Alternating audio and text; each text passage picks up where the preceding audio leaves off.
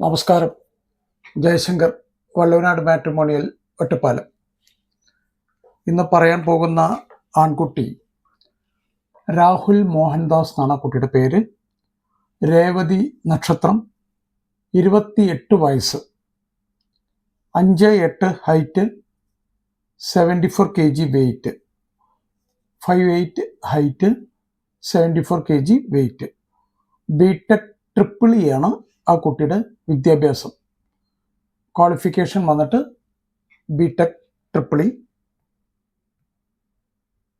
ഇവർ വർക്ക് ചെയ്യുന്നത് സീനിയർ ട്രെയിനറായിട്ട് ഒരു പ്രമുഖ മൾട്ടിനാഷണൽ കമ്പനിയിലെ, അതായത് ഹെൽത്ത് കെയർ ആയിട്ട് ബന്ധപ്പെട്ട ഒരു മൾട്ടിനാഷണൽ കമ്പനിയാണ്. ആ കമ്പനിയിൽ സീനിയർ ട്രെയിനറായിട്ട് വർക്ക് ചെയ്യുകയാണ് ചെന്നൈയിൽ. അച്ഛൻ മോഹൻദാസ്, അമ്മ ശാന്തി, ഒരു ബ്രദറാണ്. അവരും MNC തന്നെ ജോലി ചെയ്യുന്നു. കോയമ്പത്തൂർ സെറ്റിൽഡ് ഫാമിലിയാണ്. തറവാട് അല്ലെങ്കിൽ നാട് കോഴിക്കോടാണ്. താല്പര്യമുള്ള പെൺകുട്ടികളുടെ അച്ഛനമ്മമാർക്ക് വള്ളവനാട് മാട്രിമോണിയലുമായിട്ട് ബന്ധപ്പെടാം. ഫർദർ വിവരങ്ങളെല്ലാം ഞാൻ തരുന്നതായിരിക്കും. ഒരിക്കൽ കൂടെ രാഹുൽ മോഹൻദാസിനെ കുറിച്ച് പറയാം.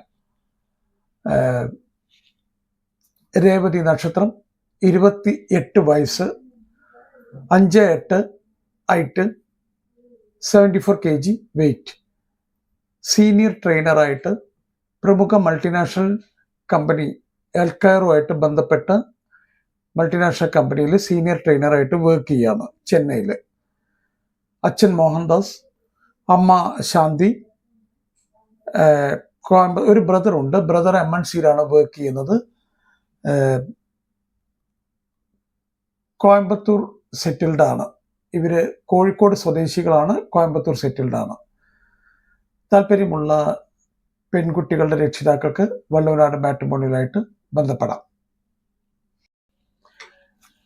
എല്ലാ വീഡിയോകളിലും പറയുന്ന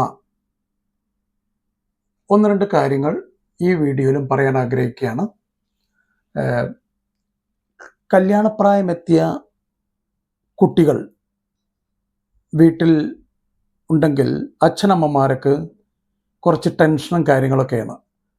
എങ്ങനെയൊക്കെ ഇനിയിപ്പോൾ കല്യാണം നോക്കണം, എങ്ങനെയൊക്കെ അത് മുന്നോട്ട് കൊണ്ടുപോകണം, എവിടങ്ങളെ തടസ്സമുണ്ടാവുക, ജാതകം, പ്രൊഫൈല്, മാട്രിമോണി സൈറ്റ്, ഇങ്ങനെ കുറേ കാര്യങ്ങൾ ഇതുമായിട്ട് ബന്ധപ്പെട്ട തുടക്കത്തിലുള്ള പ്രശ്നങ്ങളാണ്.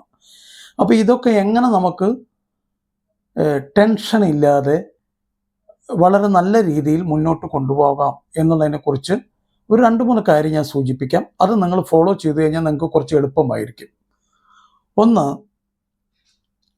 വിവാഹപ്രായമെത്തിയ കുട്ടിയുമായി അച്ഛനമ്മമാർ അല്ലെങ്കിൽ സഹോദരങ്ങളൊക്കെ ഒന്ന് നന്നായിട്ട് സംസാരിക്കുക, നല്ലൊരു ഡിസ്കഷൻ വെക്കുക.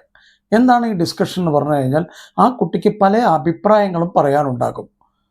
ആ കുട്ടി പറയും, ഇന്ന ക്വാളിഫിക്കേഷനെങ്കിലും വേണം, ഇന്ന സ്ഥലത്ത് ജോലി കിട്ടിയാൽ നന്നായി, ഇത്ര ഹൈറ്റ്, വെയിറ്റ്. 100% ഒന്നും മീറ്റ് ചെയ്യാൻ പറ്റിയെന്ന് വരില്ല. എന്നാൽ പോലും നിങ്ങൾ അച്ഛനമ്മമാർ അല്ലെങ്കിൽ ആരാണോ കുട്ടിക്ക് വേണ്ടി വിവാഹം നോക്കുന്നത് എങ്കിൽ അവർ തീർച്ചയായിട്ടും മനസ്സിലാക്കി വെക്കണം ഇവ കാര്യങ്ങൾ. എന്നാൽ വളരെ എളുപ്പമാണ് മറ്റുള്ള കുട്ടികളുടെ രക്ഷിതാക്കളുമായിട്ട് സംസാരിക്കുമ്പോൾ കുറച്ചും കൂടെയൊക്കെ ക്ലാരിറ്റി ആയിട്ട് സംസാരിക്കാൻ പറ്റും. ഇല്ലെങ്കിൽ എല്ലാറ്റിനും മക്കളോട് ചോദിക്കട്ടെ, ഓരോ പോയിന്റ് വന്നു കഴിഞ്ഞാലും മക്കളോട് ചോദിക്കട്ടെ പറഞ്ഞുകൊണ്ടിരിക്കേണ്ടി വരും. അപ്പോൾ കൃത്യമായിട്ടൊന്ന് ഡിസ്കഷൻ വയ്ക്കുക. ഒരു തരത്തിലും അതൊരു വഴക്കോ ബഹളത്തിലേക്കോ പോകരുത്. എന്ന് മാത്രമല്ല, ആ ഡിസ്കഷൻ കൊണ്ടുള്ളൊരു ഗുണം എന്താണെന്ന് വെച്ച് കഴിഞ്ഞാൽ, ചിലപ്പോൾ ആ കുട്ടിക്ക് ധൈര്യമായിട്ട് പറയാൻ കഴിയും, ആൾറെഡി ഒരു വിവാഹ ബന്ധം, അതായത് ലവ് അഫെയർ ഉണ്ട്, അപ്പോൾ അത് മുന്നോട്ട് കൊണ്ടുപോകണം എന്ന കുട്ടിക്ക് താല്പര്യമുണ്ടെങ്കിൽ ആ കുട്ടിയെ തീർച്ചയായിട്ടും പറയും. അപ്പോൾ അതൊക്കെ ഒന്ന് ഭംഗിയായിട്ട് കേൾക്കാൻ ശ്രമിക്കുക. എന്തൊക്കെയാണ് ആ കുട്ടിയുടെ ആഗ്രഹങ്ങൾ, അതൊക്കെ ഒന്ന് മനസ്സിലാക്കി വെക്കുക. വല്ല ലവ് അഫെയർ ഉണ്ടെങ്കിൽ അത് മുന്നോട്ട് കൊണ്ടുപോകാൻ പറ്റൂ ഭംഗിയായിട്ട് എന്നുള്ളതിനെ പറ്റിയിട്ടൊക്കെ ഒന്ന് മനസ്സിലാക്കുക. ആ കുട്ടി പറയുന്ന തന്നെ ചെയ്തു കൊടുക്കാൻ ശ്രമിക്കണം. ഒരു തരത്തിലുള്ള ഒരു ഫൈറ്റിംഗ് മോഡിലേക്ക് പോകരുത്. ഒന്നാമത്തെ കാര്യം ഇത്. 2, നല്ല ഒരു പ്രൊഫൈൽ എഴുതി ഉണ്ടാക്കുക. നല്ലൊരു പ്രൊഫൈൽ എഴുതി ഉണ്ടാക്കുക എന്ന് പറഞ്ഞു കഴിഞ്ഞാൽ അത് എഴുതി ഉണ്ടാക്കിയതിന് ശേഷം 2 3 വട്ടമെങ്കിലും ഇരുന്ന് വായിക്കണം. അതായത് വായിക്കുന്ന ആൾക്ക് ഒരു സുഖം തോന്നണം. എല്ലാ വിവരങ്ങളും ഉണ്ട്. ഒന്നും സംശയകരമായിട്ട് ഒന്നും എഴുതിയിട്ടില്ല. കഴിയാവുന്നത്ര പ്രൊഫൈൽ ഉണ്ടാക്കുന്ന സമയത്ത് ജാതക വർത്തമാനങ്ങൾ കഴിയാവുന്നത് കുറച്ച് എഴുതുക. ഒരു പരിധി വിട്ടിട്ട് ജാതകത്തിൻ്റെ ഡീറ്റെയിലുകൾ എഴുതാതിരിക്കുക. അതായത് വായിക്കുന്ന ആൾക്ക് പേടി തോന്നുന്ന രീതിയിൽ കഴിയുന്നതും ജാതക വർത്തമാനം ഒഴിവാക്കുക.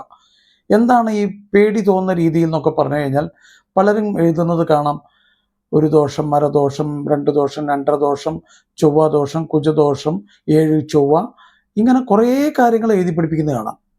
അപ്പോൾ ഇതൊക്കെ ഒന്ന് ശ്രദ്ധിക്കുക. വായിക്കുന്ന ആൾക്ക് ഒരു ബുദ്ധിമുട്ടുണ്ടാവരുത്. കഴിയാവുന്നത്ര കുറച്ച് എഴുതുക. ഒരു നാളെ എഴുതി ഡേറ്റ് ഓഫ് ബർത്തും ബർത്ത് ടൈമും ബർത്ത് പ്ലേസും കൊടുത്താൽ ഒരു ജാതകത്തിൻ്റെ എല്ലാ വിവരങ്ങളും ആയി. നിങ്ങൾ കഴിയാവുന്നത്ര ജാതകത്തിനെ പറ്റി പഠിക്കാതിരിക്കുക ഈ കല്യാണം കഴിയുന്നവരേക്ക്. അപ്പോൾ പ്രൊഫൈൽ എഴുതുമ്പോൾ ജാതകത്തിൻ്റെ ഡീറ്റെയിൽസ് വളരെ കുറച്ച് എഴുതുക. അടുത്തത് പഠിപ്പ്, എഡ്യൂക്കേഷൻ.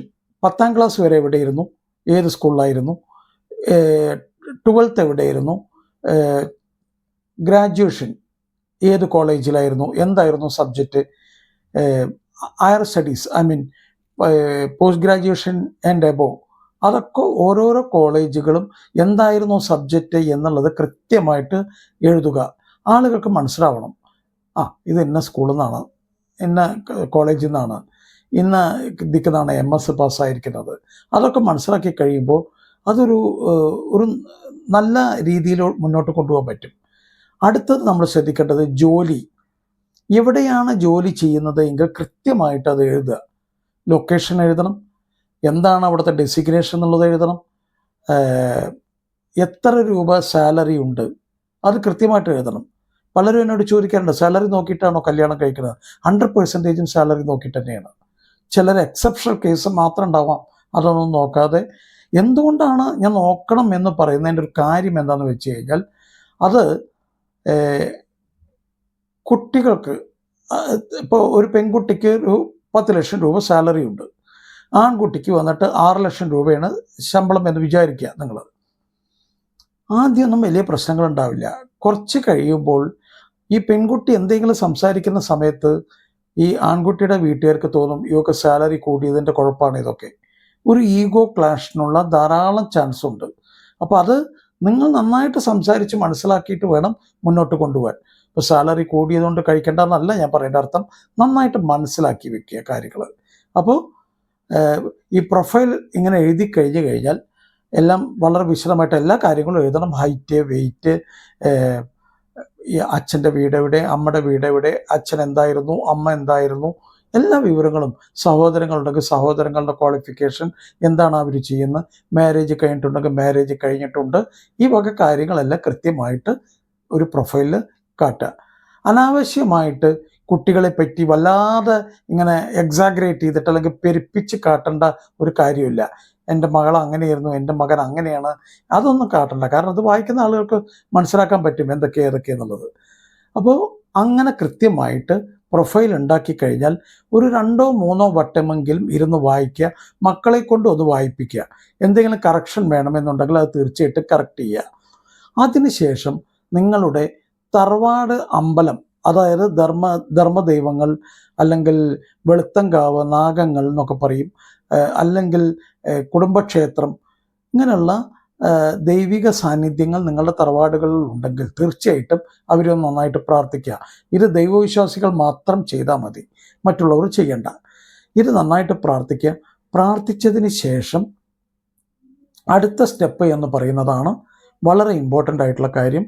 ഇത് ഒരു മാട്രിമോണിയൽ സൈറ്റിൽ രജിസ്റ്റർ ചെയ്യലാണ് അടുത്ത സ്റ്റെപ്പ്. ഈ മാട്രിമോണിയൽ സൈറ്റിൽ രജിസ്റ്റർ ചെയ്യുമ്പോൾ വളരെ ശ്രദ്ധിക്കേണ്ട കാര്യം, അവരെ പറ്റി എന്താണ് പൊതുവെ ഉള്ളൊരു അഭിപ്രായം എന്നുള്ളത് കഴിയാവുന്നത്ര മനസ്സിലാക്കിയെടുക്കാൻ ശ്രമിക്കുക. അവർ എത്ര പ്രൊഫൈൽ തരും, എന്തൊക്കെയാണ് അവരുടെ ടേംസ് ആൻഡ് കണ്ടീഷൻസ്, എത്ര രൂപ ആദ്യം അടയ്ക്കണം, കല്യാണം നിശ്ചയം ഒക്കെ ആയിക്കഴിഞ്ഞാൽ എത്ര രൂപ അവർ പറയുന്നുണ്ട്.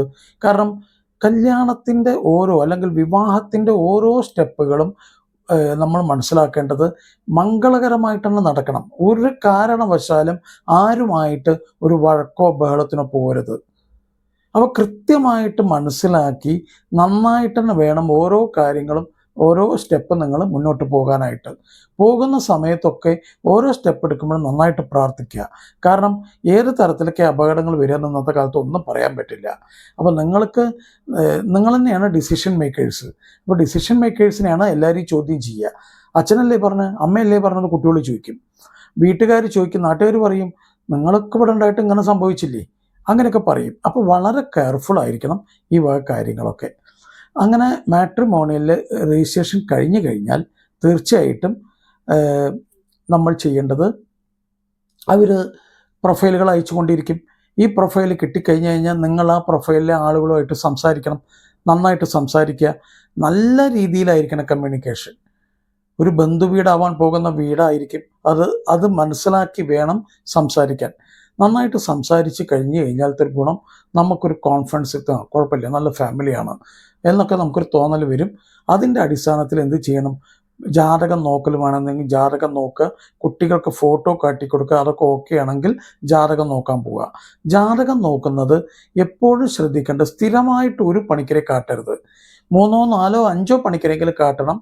നിങ്ങൾക്ക് ഇഷ്ടപ്പെട്ട ഫാമിലി ആണെങ്കിൽ, കുട്ടികൾക്ക് ഇഷ്ടപ്പെട്ടു, അച്ഛനമ്മമാർക്ക് ഇഷ്ടപ്പെട്ടു, അങ്ങനെയുള്ള ഒരു ഫാമിലി ആണെങ്കിൽ 4, 5 ജ്യോത്സ്യൻ്റെ അടുത്തെങ്കിലും പോകണം. അതിൽ ഏത് ജ്യോത്സ്യൻ പറയുന്നുവോ മുന്നോട്ട് പോയിക്കോളൂ എന്ന് പറഞ്ഞു കഴിഞ്ഞാൽ നിങ്ങളുടെ ധർമ്മദൈവങ്ങളെ നന്നായിട്ട് പ്രാർത്ഥിക്കുക. നന്നായിട്ട് പ്രാർത്ഥിച്ചതിന് ശേഷം ഇത് വെച്ച് മുന്നോട്ട് പോവുക എന്ന് പറഞ്ഞു കഴിഞ്ഞാൽ കുട്ടികളുടെ വാട്സാപ്പ് നമ്പർ അങ്ങോട്ടും ഇങ്ങോട്ടും എക്സ്ചേഞ്ച് ചെയ്യുക. വാട്സാപ്പ് നമ്പർ എക്സ്ചേഞ്ച് ചെയ്യുമ്പോൾ തീർച്ചയായിട്ടും ആ കുട്ടികൾക്കൊരു പരിചയപ്പെടൽ, അവർക്കൊരു പേടിയില്ലാതെ കാര്യങ്ങളൊക്കെ ഒന്ന് സംസാരിക്കാനൊക്കെ ഉള്ള ഒരു സ്വാതന്ത്ര്യം കിട്ടണം. ഇവിടെ എന്താ സംഭവിക്കണമെന്ന് പറഞ്ഞു കഴിഞ്ഞാൽ, നോർമലി നമ്മൾ പെണ്ണ് കാണാനായിട്ടാണ് നെക്സ്റ്റ് ഡേ അല്ലെങ്കിൽ അടുത്തൊരു കൺവീനിയൻറ്റ് ഡേ പെണ്ണ് കാണാൻ വിളിക്കും.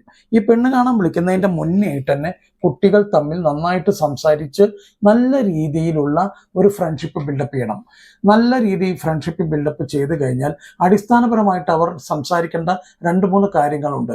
1 ഫാമിലി ബാക്ക്ഗ്രൗണ്ട്, 2 എഡ്യൂക്കേഷൻ, 3 മെഡിസിൻ വല്ലതും കഴിക്കുന്നുണ്ടോ, അടുത്തത് 4 ജോലി കാര്യങ്ങളൊക്കെ ഒന്ന് സംസാരിക്കണം. അടുത്തത് അമിതമായ ലോണുകൾ വല്ലതും ഉണ്ടോ, ബാങ്കിങ് ലോൺസ്, EMI എത്രയുണ്ട്, കഴിയാവുന്നത്ര കുട്ടികൾ തമ്മിൽ ഇത് സംസാരിച്ചിരിക്കണം. അതിനൊരു മടി വിചാരിക്കേണ്ട.